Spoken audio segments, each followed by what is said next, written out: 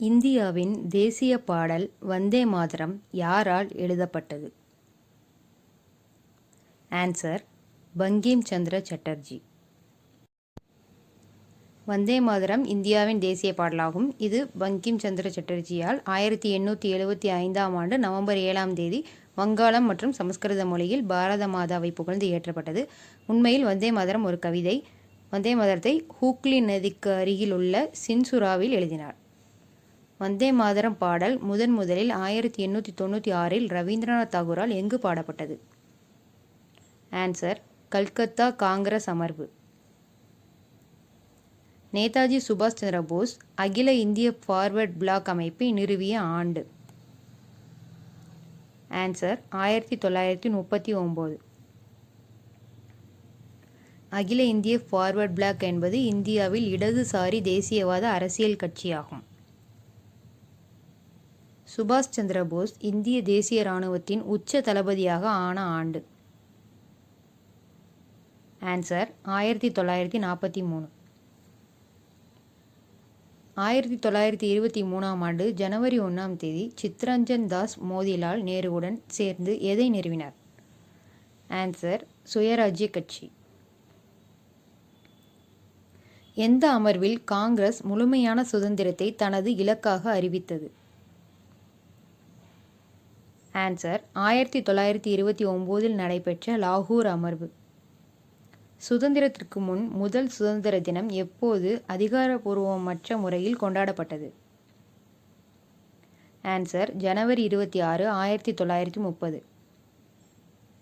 எந்த வங்காள புனைகதை புதினத்தில் வந்தே மாதரம் பாடல் 1882இல் வெளியிடப்பட்டது? ஆன்சர்: ஆனந்தமடம்.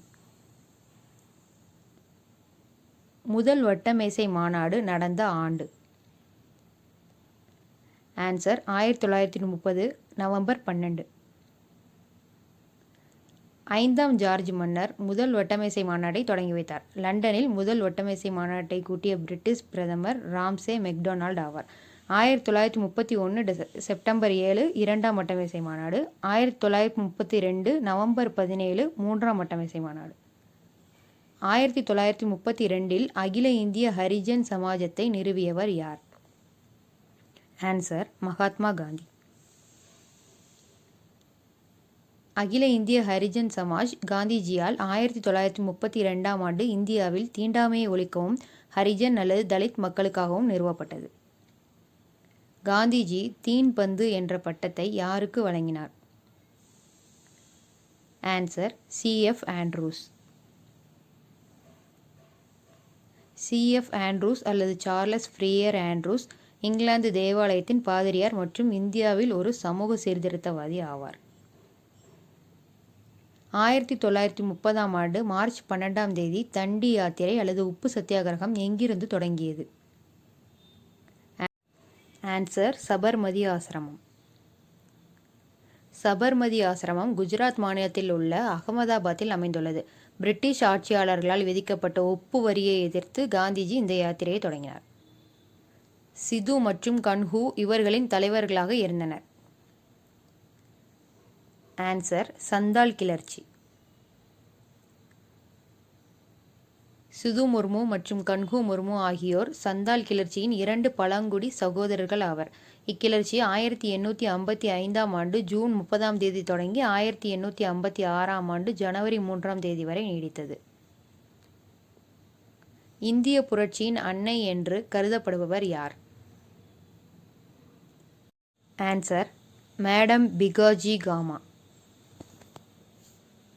இவர் 1861ஆம் ஆண்டு செப்டம்பர் 24இல் பம்பாயில் பிறந்தார். 1897இல் பிளேக் தொற்று நோயின் போது சமூக சேவகியாக பணியாற்றினார். சுதந்திரத்தின் மீது ஆர்வம் கொண்ட அச்சமற்ற பெண்மணி.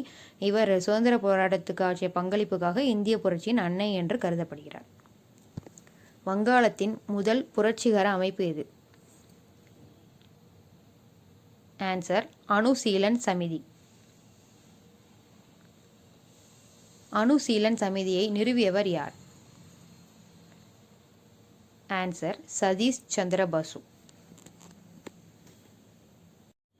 இது வங்காளத்தின் முதல் புரட்சிகர அமைப்பு. சதீஷ் சந்திர பாசுவால் 1902இல் நிறுவப்பட்டது. இந்த சமிதியுடன் தொடர்புடையவர்கள் ஸ்ரீ அரவிந்த் கோஷ், தேசப்பந்து சித்தரஞ்சன் தாஸ், சுதேந்திரநாத் தாகூர், ஜகீந்திரநாத் பானர்ஜி, பகாஜதீன் போன்றோர். ககோரி சதி திட்டம் நடந்த ஆண்டு. ஆன்சர் 1925. ககோரி சதி திட்டம் 1925ஆம் ஆண்டு ஆகஸ்ட் 9ஆம் தேதி ககோரிக்கும் லக்னோவுக்கும் இடையே நடந்த ஒரு ரயில் கொள்ளை வழக்கு. இது இந்திய சுதந்திர இயக்கத்தின் போது பிரிட்டிஷ் இந்திய அரசாங்கத்திற்கு எதிராக நடந்தது. இந்த கொள்ளை இந்துஸ்தான் குடியரசுக் கழகத்தால் ஏற்பாடு செய்யப்பட்டது. கல்கத்தாவில் இந்து கல்லூரி நிறுவப்பட்ட ஆண்டு. ஆன்சர் 1817. 1817ஆம் ஆண்டு கல்கத்தாவில் இந்து கல்லூரியை நிறுவியவர் யார்? ஆன்சர் ராஜாராம் மோகன் ராய். மகாராஷ்டிராவில் விநாயகர் சதுர்த்தியை தொடங்கியவர் யார்? ஆன்சர் பாலகங்காதர திலகர். லோகமானிய பாலகங்காதர திலகர் மகாராஷ்டிராவில் 1893ஆம் ஆண்டு விநாயகர் சதுர்த்தியை முதலில் தொடங்கினார்.